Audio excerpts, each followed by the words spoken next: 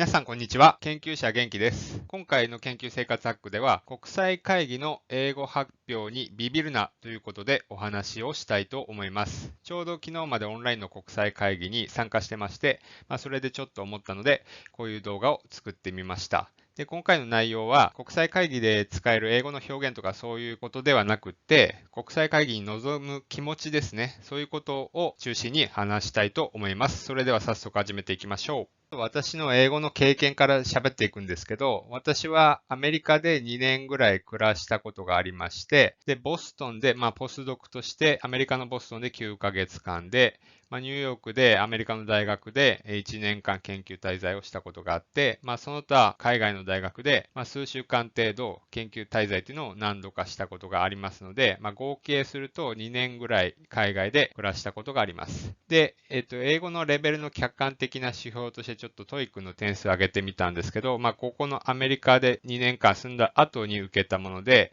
しっかり勉強してこれぐらいなんですけど、1回目が875点で、2回目が920点でした。これ5年以上前なので、今の英語のレベルはちょっとわかりませんが、このぐらいの点数だったということですね。あとは、昔台湾で2、3週間英語による集中講義をしたことがあります。シミュレーションの集中講義をしたことがあります。あと、アメリカの大学で5回セミナー発表をした経験があります。で、国際会議で今まで何回喋ったかなと思ってちょっと数えてみたら、今まで18回ということでした。で、一応これぐらいの経験はあるんですけど、ここで一番言いたいことは、このぐらいの経験があっても、2年ぐらいいたらそれなりに喋れそうだと思うんですけど、この国際会議とかで発表して、今まで自分は一度も完璧に喋れたと思えたことはないんですね。発表自体はうまくいったとしても、なんか質問が聞き取れなかったとか、よくわからなかったとか、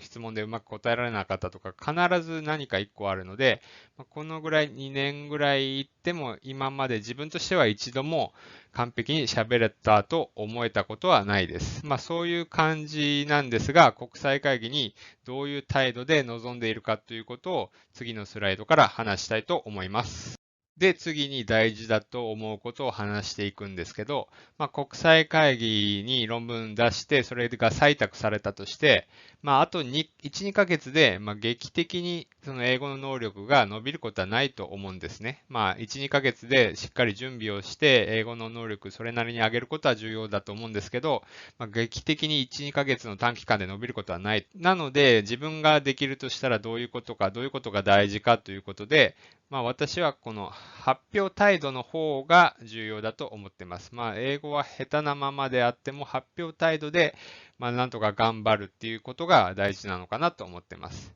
で、僕が心がけていることとして、ここに3つ挙げました。こういう気持ちで臨んだらいいんじゃないかということですね。1つ目が自分の英語で押し切るということで、2つ目が相手の質問を繰り返すということ。で、3つ目は原稿は読まないということなんですけど、このそれぞれについて次のスライドから深掘りをしていきたいと思います。心がけていることの1つ目ですね。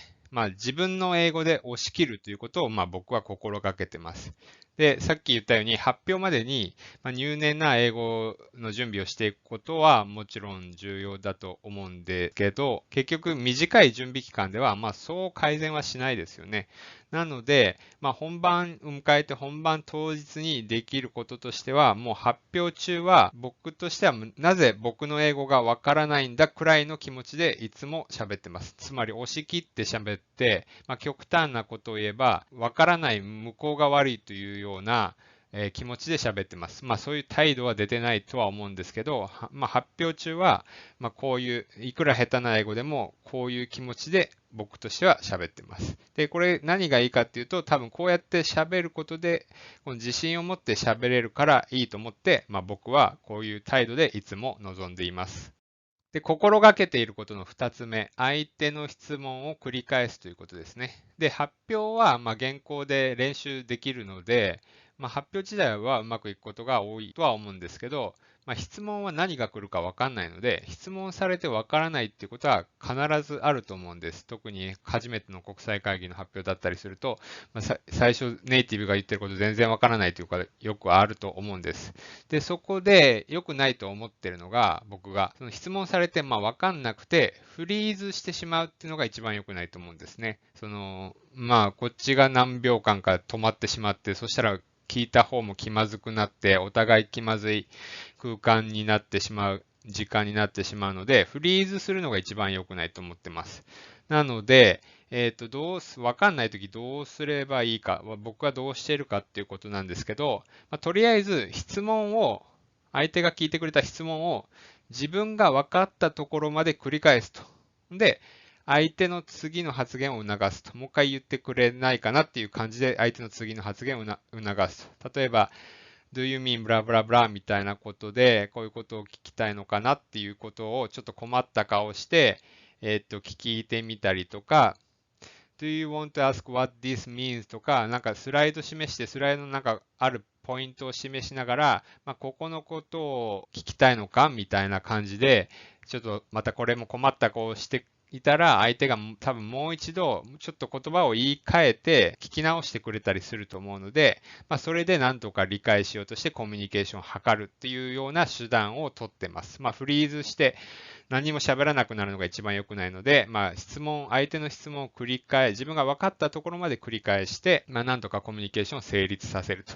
で、それ何度か繰り返してもどうしても分かんない場合は、I'd like to talk to you later とか言って、後でちょっと話しましょうと。で、そこの場は切り抜けると。で、自分の発表が終われば、その人のところに行って、1対1で喋れば、いろんなジェスチャーとか使いながら、喋れると思うので、それでなんとか、質問には答えるということにすればいいんじゃないかっていうので、心がけていることの2つ目としては、相手の質問を繰り返して、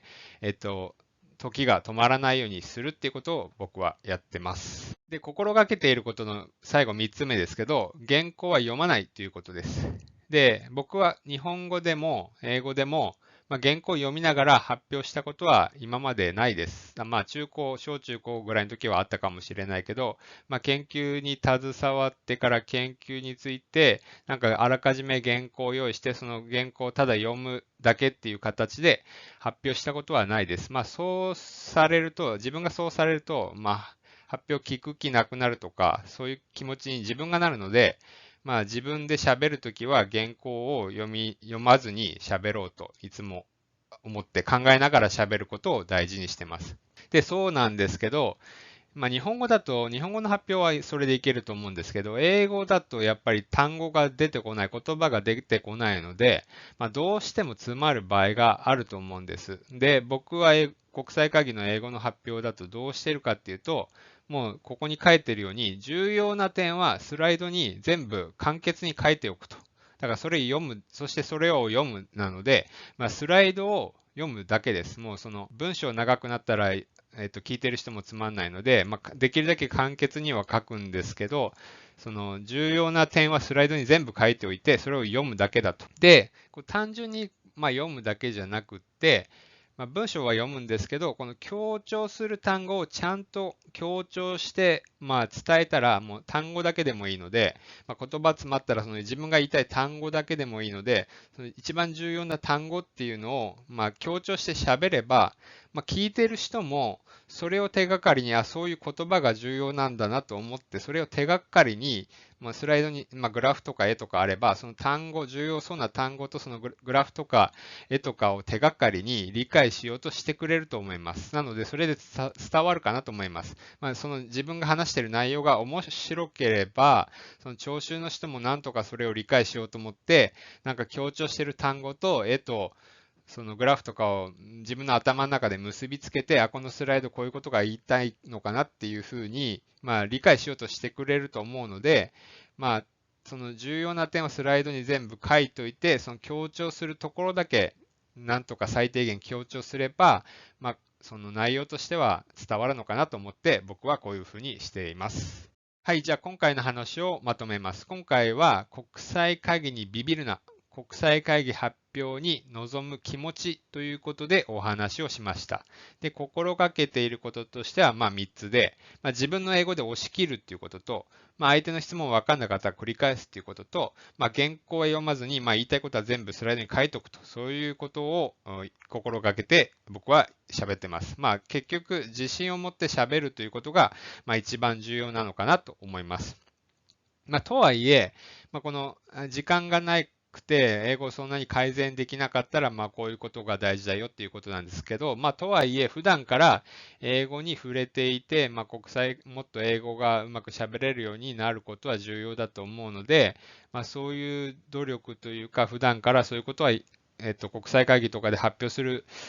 将来予定のある人は、やって普段から英語に触れておくことはとても重要だと思ってて、例えば私の例なんですけど、僕が普段どういうことをしているかっていうと、作業中とか研究中とかは常に洋楽のポップを流してて、それをずっと聞いてて、耳が英語になれるようにっていうのは常日頃からやってます。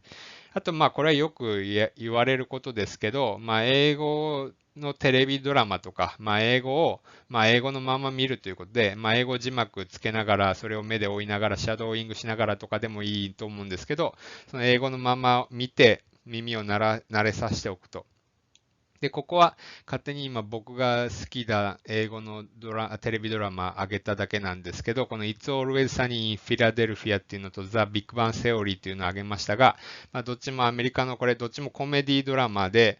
ちょっとバカバカしいやつなんですけど、こっちの上の方は、5人がなんかバー経営してて、そのバーでドタバタ劇が起こるようなコメディドラマで、ザ・ビッグバン・セオリーというのは、この、カルテクの、MIT と並ぶ、その工科大学の、アメリカの最高峰の工科大学のカルテクの、物理学者が主役のコメディドラマですけど、こっちも面白いので、どっちも終わってしまいましたけど、こういうのをずっと、こういうバカバカしいのが僕は好きなので、こういうドラマを見て英語に慣れてたりしました。ということで、普段から英語に慣れていることは、触れていることは重要だと思います。はい。じゃあ今回はこれで終わりなんですけど、今回の内容がもし良ければ、チャンネル登録や高評価していただけると嬉しいです。コメントもいただけると励みになります。では今回は以上です。また次の動画でお会いしましょう。